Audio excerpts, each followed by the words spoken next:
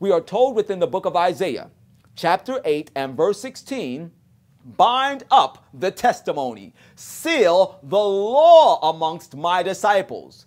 God desires to seal his law within the hearts, within the minds, within the characters of his servants. You see, many people profess that they are servants of God. Many people profess to be Christians, and as you saw earlier, many people profess that they believe in God's commandments. But how many people actually have God's law sealed within their characters? God knows that if he can seal his law within the character of human beings, a radical transformation will take place within their lives. That's exactly what the Bible teaches in the book of Psalms chapter 19 and verse 7. We are told there, the law of the Lord is perfect, converting the soul. When the law of God can be placed within our characters, it will convert us into a new type of creature, a new type of human being. What type of human being is this? The Bible will let us know in the book of Psalms chapter 119, verse 142. We are told there, thy righteousness is an everlasting righteousness, and thy law is the truth. When God can seal his law within our characters, we will become converted, transformed into human beings of truth. People that will speak the truth. People that will be kind, loving, and just. We will be creatures of truth when God can seal his law within our characters. And don't you want to be this type of creature? See, the Bible tells us in Psalms chapter 40 and verse 8, I delight to do thy will, O my God, yea, thy law is within mine heart. See, God knows that if he can place his law within our characters, we will find delight in him and not in entertainment, not in the music of this world, not in the fashions of this world. We will find our delight in serving God and in being obedient, in being creatures of truth. And when this type of radical transformation can take place within our lives, we will be just like Jesus Christ himself. Because the Bible tells us in the book of John, chapter 14 and verse 6, and Jesus saith unto them, I am the way, the truth, and the life.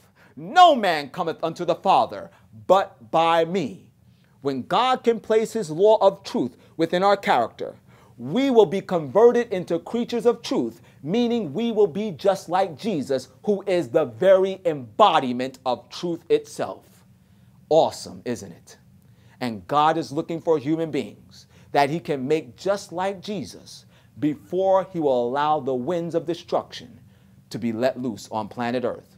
But you might be out there saying to me right now, well, nobody can keep God's law because the Bible tells us in the book of Romans chapter 7 and verse 14, for we know that the law is spiritual and I am carnal, sold under sin. Doesn't the Bible teach us in the book of Romans chapter 8, starting at verse 7, for the carnal mind is enmity against God, for it is not subject to the law of God, neither indeed can it be? Yes, my friend, you're right. It is impossible for the carnal man to keep God's spiritual law holy in his own strength. That is why we need the power of the living God. Remember, it's called the seal of the living God. Question: who is the living God? As you know, the Bible has the answer. In the book of Jeremiah, chapter 10 and verse 10, we are told, the Lord, he is the true God. He is the living God and eternal King. At his wrath the earth shall tremble, and the nation shall not be able to abide his indignation. Thus shall ye say unto them, the gods that have not made the heavens and the earth, even they shall perish from the earth and from under these heavens. For he hath made the earth by his power. He hath established the world by his wisdom, and he hath stretched out the heavens by his discretion. The God that created the heavens and the earth and all that in them is, according to Jeremiah 10 and verse 10, he is the living God, the God that is the creator of all things. Well, who is this creator of all things that is the living God? The Bible gives us more answers in the book of John, chapter 1, starting at verse 1, which says, in the beginning was the Word, and the Word was with God, and the Word was God. The same was in the beginning with God. All things were made by him, and without him was not anything made that was made. The Word is the creator of all things that are in heaven, that are in earth. The Word is the living God. The Bible tells us more about this Word in the book of John, chapter 1 and verse 14, which says, "And the Word was made flesh and dwelt among us, and we beheld his glory, the glory as of the only begotten of the Father, full of grace and truth." The Word, the creator of the heavens and earth, is the one who came and was made flesh and revealed to humanity the very glory of God. This Word is Jesus Christ himself. Jesus is the true and living God, the creator of all things. Did you know that the Bible also gives Jesus, the living God, another title? In the book of Mark, chapter 2, verses 27 and 28, we are told from the mouth of Jesus himself, "The Sabbath was made for man, and not man for the Sabbath. Therefore, the Son of Man is Lord also of the Sabbath." Jesus Christ, who is the living God, also is called the Lord of Sabbath. The same Sabbath day which is spoken of in the book of Exodus chapter 20 and verse 8, which tells us, "Remember the Sabbath day to keep it holy. 6 days shalt thou labor and do all thy work, but the seventh day is the Sabbath of the Lord thy God. In it thou shalt not do any work, thou nor thy son, nor thy daughter, thy manservant, nor thy maidservant, nor thy cattle, nor thy stranger that is within thine gates. For in 6 days the Lord made the heaven and the earth, the sea, and all that in them is, and rested the seventh day. Wherefore the Lord blessed the Sabbath day and hallowed it." As we look closely at this commandment, it becomes very obvious that the Lord of Sabbath is also the true and living God. For it is the Lord of Sabbath that created the heaven and the earth, the sea, and all that in them is. And as you place your faith in this awesome creative power that is yielded by the Lord of Sabbath, the true and living God, Jesus Christ himself, you will receive power to obey all of God's 10 commandments. We are told in the book of Isaiah, chapter 40, verses 28 and 29, "Hast thou not known? Hast thou not heard that the eternal God, the Lord, the creator of the ends of the earth, he fainteth not, neither is weary. He giveth power to the faint, and to them that are without might, he increaseth strength." My friend, have you ever felt as though you wanted to give life up? You couldn't go one more day.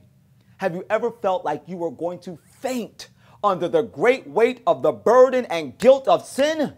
I'm here to tell you right now, don't give up. Don't let the enemy discourage you. Turn your eyes by faith to the true and living God, Jesus Christ, because he wants to give you power. He wants to strengthen you so you can have a life of peace, a life of joy, a life of happiness, a life of obedience, fulfilling all of the righteous requirements of his law. This is why Jesus Christ came and took upon himself sinful human flesh. This is why Jesus died and rose again to gain the victory over death and sin for you. This is why Jesus ever liveth, to make intercession for us so that we can have the power of his righteousness. The Bible tells us in the book of Romans, chapter 8 and verse 3, "For what the law could not do, in that it was weak through the flesh, God sending his Son in the likeness of sinful flesh, and for sin condemned sin in the flesh, that the righteousness of the law might be fulfilled in us, who walk not after the flesh, but after the Spirit." I'm so glad that none of us have to try and live this life in our own strength.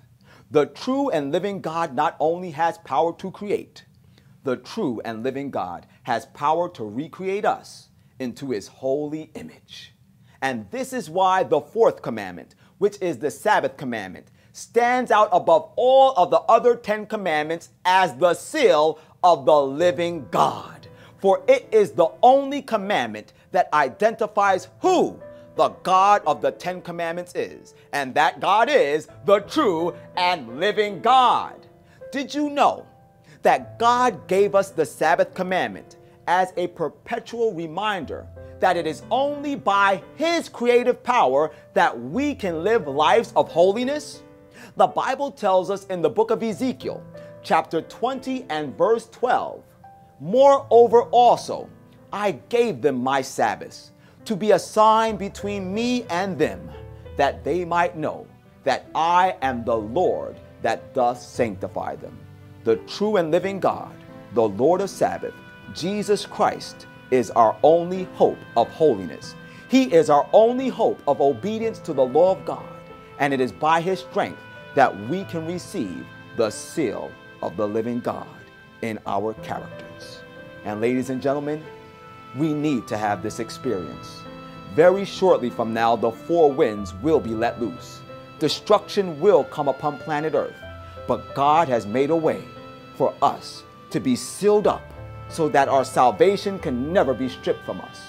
He wants us to receive His power into our lives today. I want to encourage you, please set aside the entertainment, set aside the internet, set aside the gadgets. Spend more time with Jesus. Don't let the enemy distract you from gaining the experience that will make you a recipient of the seal of the living God, because God is looking to seal you.